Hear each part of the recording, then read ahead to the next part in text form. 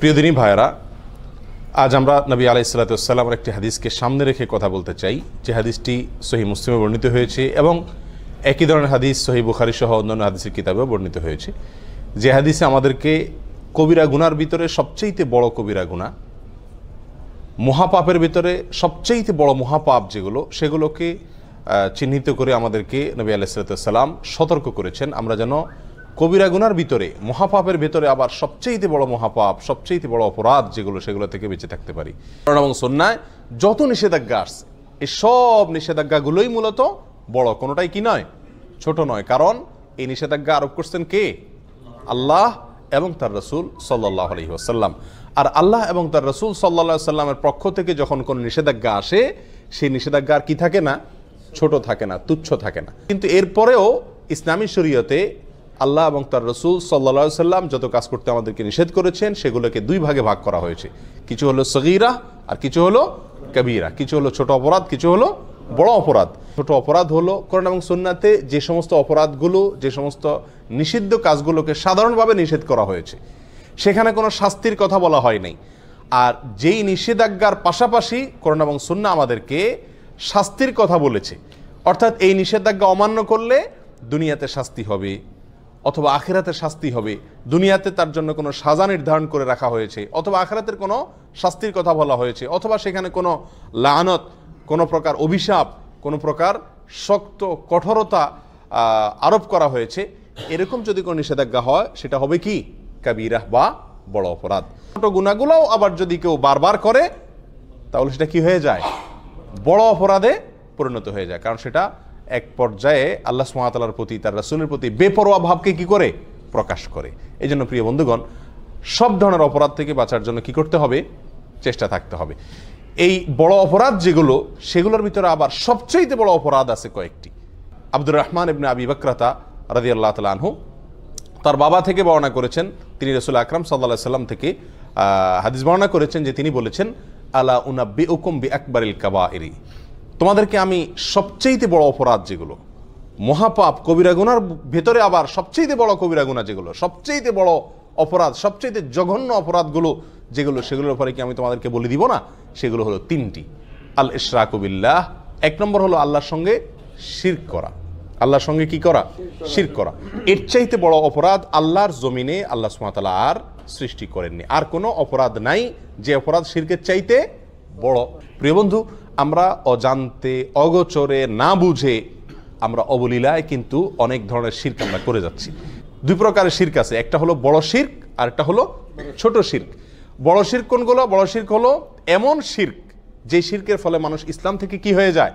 বের হয়ে যায়। ইবাদত আল্লাহর জন্য করলো, অন্য কারোর জন্য করলো। সিজদা আল্লাহকে করলো, কোনো কবরে মাজারে গিয়েও করলো।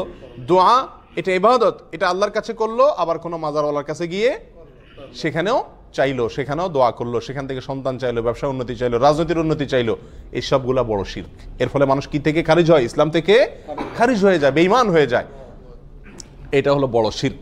এই বড় শিরক আল্লাহ তাআলা মাফ করেন না। আল্লাহ বলেছেন, ইন্নাল্লাহা লা ইয়াগফিরু আন ইউশরাকা বিহি ওয়া ইয়াগফিরু মা দুনা যালিকা লিমান ইয়াশা। আল্লাহ সুবহানাহু ওয়া তাআলা তওবা ছাড়া যে কোনো গুনাহ মাফ করে দিতে পারেন। বান্দা তওবা না করলেও আল্লাহ তাআলা চাইলে মাফ করে দিতে পারেন। সাধারণত মাফ করেন না, চাইলে মাফ করতে পারেন, সেটা আল্লাহ তাআলার ব্যাপার।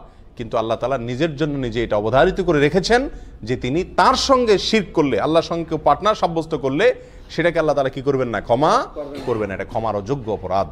হ্যাঁ, যদি কেউ তওবা করে দুনিয়া থেকে মারা যায়, কোনো মাজারে, কোনো কবরে সিজদা করেছে, সেখানে গিয়ে সন্তান চাইছে, কোনো বড় ধরনের শিরক করেছে, অথবা অন্য যতভাবে বড় শিরক হতে পারে সেগুলো করেছে, পরে আল্লাহর কাছে আবার ক্ষমা চাইছে, সেটা ভিন্ন কথা। তওবা করতে ফিরে আসে, সেটা আল্লাহ তাআলা অবশ্যই কি করবেন? মাফ করবেন। তাহলে শিরকের ভিতরে বড় শিরক যেটা, সেটা সবচেয়ে জঘন্য, আর ছোট শিরক যেটা, সেটাও কম জঘন্য নয়। ছোট শিরক হলো কথাবার্তার ভিতরে বলার ভুল। আমরা আল্লাহর সঙ্গে, আল্লাহর শক্তিমত্তার সঙ্গে, আল্লাহর যে সমস্ত গুণাবলী আছে সেগুলোর সঙ্গে অন্য কাউকে কি করলাম? পরোক্ষভাবে শরীক করে ফেললাম। উপরে আল্লাহ, নিচে তুমি, আগে আল্লাহ, পাশে তুমি, এই জাতীয় অনেক উল্টাপাল্টা কথা আমরা বলি। অনেক সময় কোনো আমল করি, দিনই কোনো কাজ করি, কিন্তু সেখানে দুনিয়ার কোনো ধান্দাও থাকে আল্লাহকে খুশি করার পাশাপাশি। এই সবগুলোই ছোট শিরকের অন্তর্ভুক্ত। আল্লাহ তাআলা আমাদেরকে বড় শিরক, ছোট শিরক সবগুলা থেকে বেঁচে থাকার তৌফিক দান করুন। শিরক থেকে বেঁচে থাকার জন্য সবচেয়ে বড় এবং প্রধান উপায় হলো শিরক সম্পর্কে জ্ঞান অর্জন করা। তাওহীদ এবং শিরকের জ্ঞান যদি আমার মধ্যে থাকে, তাহলে ইনশাআল্লাহ আমি শিরক থেকে কি করতে পারবো? বেঁচে থাকতে পারবো। আমরা অজান্তে না জেনে শিরক করে ফেলছি, যার কারণে আমার ঈমান থেকে আমি কি হয়ে যাচ্ছি? খারিজ হয়ে যাচ্ছি। তাহলে সবচেয়ে বড় অপরাধের ভিতরে 1 নম্বর অপরাধ হলো আল ইশরাকু বিল্লাহ, আল্লাহর সঙ্গে কি করা? শরীক বা পার্টনার সাব্যস্ত করে ইবাদত করতে গিয়ে, দোয়া করতে গিয়ে যে কোনো ভাবে আল্লাহ ছাড়া অন্য কারোর নামে আপনি শপথ করলেন, এটাও এক ধরনের কি? শিরক হয়ে যায়। আল্লাহ ছাড়া অন্য কারোর নামে আপনি মান্নত করলেন, আল্লাহর নামে মান্নত করতে হয়, মান্নত করলেন কোনো মাজার নামে, কোনো পীরের নামে, তাহলে এটা কি হয়ে যায়? শিরক হয়ে যায়, যেগুলো আমরা অহরহ করছি, আমাদের সমাজে অনেকেই করে চলেছেন। আল্লাহ আমাদেরকে হেফাজত থাকার তৌফিক দান করুন। দ্বিতীয় যেই অপরাধটি মহা অপরাধ, মহাপাপ, কবিরা গুনার ভিতরে আবার সবচেয়ে বড় কবিরা গুনাহ, সেটা হলো উকুকুল ওয়ালিদাইন। জঘন্য একটি বিষয় অহরহ আমরা অবলীলায় সবাই কম বেশ করে চলেছি, সেটা হলো মা বাবার অবাধ্যতা, নাফরমানি। মা বাবার কি করা? নাফরমানি করা। নবী আলাইহিস সালাতু ওয়াস সালাম একান্তে খাসভাবে তার অনেক সাহাবায়ে কেরামকে ওসিয়ত করে গেছেন। সাধারণ নসিহত না, ওসিয়ত কোনটা? মৃত্যুর আগ মুহূর্তে মানুষ একেবারে মনের গভীর থেকে হৃদয় নিংড়ানো যে তপ্ত আহ্বান রেখে যায়, বাবা এই জিনিসটা করিও না, এটা করিও, এইগুলোকে বলা হয় সাধারণত কি? ওসিয়ত। নবী আলাইহিস সালাতু ওয়াস সালাম তার বিভিন্ন সাহাবায়ে কেরামকে ওসিয়ত করেছেন। ওসিয়ত শব্দ ব্যবহার করেছেন সাহাবায়ে কেরাম, যা আমাদেরকে রাসূল ওসিয়ত করেছেন মা বাবার নাফরমানি যেন আমরা না করি। যত বড় নির্দেশই করুক না কেন, মানতে আমার যতই কষ্ট হোক, মা বাবার নির্দেশ যেন আমরা লঙ্ঘন না করি। মনে যতই না বুঝুক, মনের সঙ্গে যুদ্ধ করে হলেও মা বাবার নির্দেশকে সবকিছুর উপরে দিয়ে রাখতে হবে। প্রিয় ভাইরা, কোরআনেও আল্লাহ সুবহানাহু ওয়া তাআলা আল্লাহর সঙ্গে আল্লাহর ইবাদত করতে হবে, আর কারোর সঙ্গে কি করা যাবে না? শিরিক করা যাবে না। এই নির্দেশের পরেই আল্লাহ বলেছেন ওয়াবিল ওয়ালিদাইনি ইহসানা, মা বাবার প্রতি সদাচরণ করতে হবে। মা বাবা যদি কোনো অন্যায় কাজ করতে বলে, আপনার স্ত্রীর প্রতি জুলুম করতে বলে, অবিচার করতে বলে, অত্যাচার করতে বলে, সেটা করার দরকার নেই, সেটা মানা যাবে না। আল্লাহর নির্দেশের বিরুদ্ধে যদি কিছু করতে বলেন, দায় রাখতে নিষেধ করেন, নামাজ পড়তে নিষেধ করেন, তাহলে সেগুলো মানা যাবে না। বাকি এছাড়া যত সাধারণ নির্দেশ আছে মা বাবার, সেগুলোকে সব কিছুর উপরে অগ্রাধিকার দিয়ে মানতে হবে। এবং এটা মানা, বিশেষ করে আমাদের দেশের মতো যে সমস্ত দেশে যৌথ ফ্যামিলি ব্যবস্থাপনা আছে, সেই সমস্ত সমাজে মা বাবার হুকুম মানতে গিয়ে অনেক ধরনের সমস্যা দেখা দেয়। তারা যদি অযৌক্তিক কোনো নির্দেশ করেন যেটা আপনার সাধ্যের বাহিরে, তো সেটা আপনার জন্য মানা জরুরি না, কিন্তু তাদের সাথে ব্যবহার খারাপ করা যাবে না। নিজের স্ত্রীকে বলে রাখতে হবে, বা যাদের কারণে মা বাবার হুকুম মানতে কষ্ট হয় তাদেরকে বলতে হবে, দেখো এই জায়গায় আমি দুর্বল, আমার কিচ্ছু করার নাই, এখানে তোমাকে সবর করতে হবে। এককালে তুমিও বুড়া হবা, তোমার সন্তানদের কাছেও তোমার নির্দেশ অযৌক্তিক মনে হবে। সেদিন যদি তাদের স্নেহ, তাদের ভালোবাসা পাইতে চাও, তো আজকে তুমি সবর করো। কথা বুঝে আসছে? আল্লাহ তাআলা আমাদেরকে তৌফিক দান করুন। তাহলে দ্বিতীয় বড় অপরাধ, বড় অপরাধের ভিতরে, মহাপাপের ভিতরে সবচেয়ে বড় মহাপাপ, শিরকের পরে দ্বিতীয়টা হলো মা বাবার কি করা? অবাধ্য হওয়া। আল্লাহ যাদেরকে মা বাপ দিয়েছেন, দুজনের একজন বেঁচে আছেন অথবা দুজন বেঁচে আছেন, আমরা তাদেরকে কি করব? ইনশাআল্লাহ সন্তুষ্ট রাখার চেষ্টা করব। সর্বোচ্চ চেষ্টা থাকবে তারা যেন আমার প্রতি অসন্তুষ্ট না হন। বারবার মাপ চাবো, বারবার মাপ চাবো, অন্যায় করবো আবার পায়ে ধরে মাপ চাবো। মা বাবার কাছে কখনো মানুষ কি হয় না? ছোট হয় না।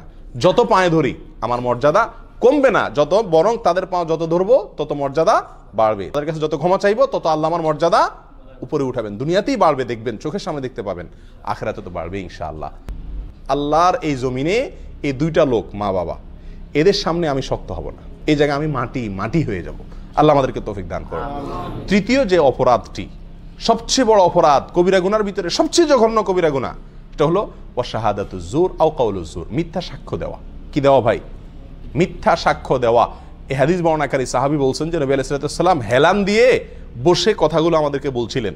এই তৃতীয় নম্বর পয়েন্টটা বলতে গিয়ে নবী আলাইহিস সালাম হেলান থেকে উঠে বসলেন সোজা হয়ে, আর বারবার বলতেছিলেন ওয়াশাহাদাতুজ জুর, ওয়াশাহাদাতুজ জুর, ওয়াশাহাদাতুজ জুর। এতবার তিনি বলতেছিলেন, আমরা তখন মন থেকে চাইছিলাম যে রাসূল যেন একটু থামে, আর কত বলবে, অর্থাৎ বিষয়টা আমাদের উপরে অনেক কঠিন হয়ে যাচ্ছে। এত বারবার তিনি বলছিলেন। মিথ্যা সাক্ষ্য দেওয়া অপরাধ সমূহের ভিতরে, কবিরা গুনার ভিতরে এটা অনেক বড় মাপের কবিরা গুনাহ। এখন আপনারা কেউ বলবেন যে মিথ্যা সাক্ষ্য দেওয়া, এটা তো আমাদের জীবনে খুব, এই পরিস্থিতির সম্মুখীন আমরা খুব কম হই। সাক্ষী দেওয়া এটা তো আদালতে হয় সাধারণত, আদালতে অনেকে আছে আমরা জীবনে একবারও যাই না, বেশিরভাগ লোক যাই নেই। তাহলে মিথ্যা সাক্ষ্য দেওয়ার এই বিষয়টা থেকে তো আলহামদুলিল্লাহ আমরা মুক্ত না ভাই। বহু ক্ষেত্রে আমরা মিথ্যা সাক্ষ্য দিয়ে থাকি নিজের অজান্তে, আমরা জানি না যে এটা মিথ্যা সাক্ষ্য হয়ে যায়। যেমন আপনাকে কেউ জিজ্ঞাসা করলো, ভাই লোকটা কেমন, হয়তো সে তাকে চাকরিতে নিবে বা তার সাথে কোনো লেনদেন করবে, আপনার সঙ্গে হয়তো তার দোস্তি আছে, আপনি বলে দিলেন না তার মতো মানুষ হয় না, অথচ লোকটা সুবিধার না। অথবা আপনার সঙ্গে তার শত্রুতা আছে, লোকটা কিন্তু ভালো, আপনি বলে দিলেন না সে কি মানুষ নাকি, মানুষের জাতও না। এটা কি দিলেন আপনি? মিথ্যা সাক্ষী দিলেন। কথা বোঝাতে পারছি? আমাদের দেশে, গ্রাম দেশে জিনিসগুলো বেশি হয়, শহরেও কম বেশ হয়। বিয়ে শাদী উপলক্ষে হয়তো কেউ মেয়ে দেখতে আসছে দূর থেকে কোনো গ্রামে, অথবা ছেলে দেখতে আসছে, তো জিজ্ঞাসা করলো আপনাকে যে মেয়েটা কেমন ভাই, ছেলেটা কেমন ভাই। তো আপনার সাথে সম্পর্ক যদি ভালো থাকে, তত ব্যাড রেকর্ডই থাকুক তাদের, আপনি বলে দেন কি, আরে ভাই এ তো হাজারে একটা, মাশাআল্লাহ। আর যদি আপনার সাথে সম্পর্ক খারাপ থাকে, তখন বলে দেন কি, যত ভালোই হোক, বলে দি ভাই আপনি যেমনি আসছেন তাড়াতাড়ি সরেন ভাই, আল্লাহ বাঁচাইছে, আমার জিজ্ঞেস করছেন আপনারা, একবার দরা তো খাইছিলেন, এখন সর্বনাশ, হায় হায়, আর জায়গা পান নাই আপনারা। এই সমস্ত কথা আমরা বলি কি বলি না? এগুলো সব কি? মিথ্যা সাক্ষী দেওয়া। লোকটা ভালো বা মন্দ, যেমন আমি যতটুকু জানি ততটুকু বলতে হবে, তার সাথে আমার সম্পর্ক যাই থাক না কেন, না হলে সব কি হয়ে যাবে? মিথ্যা সাক্ষ্য হয়ে যাবে। মিথ্যা সাক্ষ্যের আরো বহু চিত্র আমাদের সমাজে কম বেশ আছে।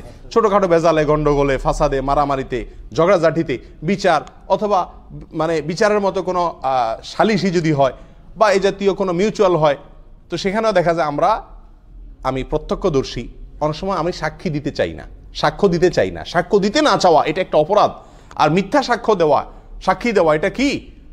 অপরাধের ভিতরে, বড় অপরাধের ভিতরে মহা বড় অপরাধ। আল্লাহ তাআলা আমাদেরকে এই তিনও মহা বড় অপরাধ থেকে বেঁচে থাকার তৌফিক দান করুন।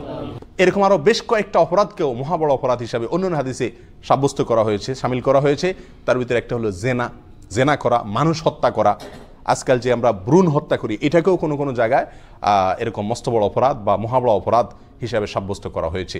ভ্রূণ হত্যা অর্থাৎ সন্তান গর্ভে আসছে, আপনি সেখান থেকে কি করলেন? হত্যা করে দিলেন ওষুধ দিয়া অথবা বিভিন্ন প্রসেসের মাধ্যমে। এগুলো সবগুলো বড় অপরাধ। আল্লাহ তাআলা আমাদের সকলকে এই বড় অপরাধগুলো থেকে বেঁচে থাকার তৌফিক দান করুন। বিশেষ করে এই হাদিস থেকে আমরা যে তিনটি অপরাধের কথা জানলাম, শিরক করা, মা বাবার অবাধ্যতা এবং মিথ্যা সাক্ষ্য দেওয়া, এগুলো থেকে হাজার হাজার মাইল দূরে থাকার তৌফিক দান করুন। জাযাকুমুল্লাহ ওয়া আখিরু দাওয়ানা আলহামদুলিল্লাহ।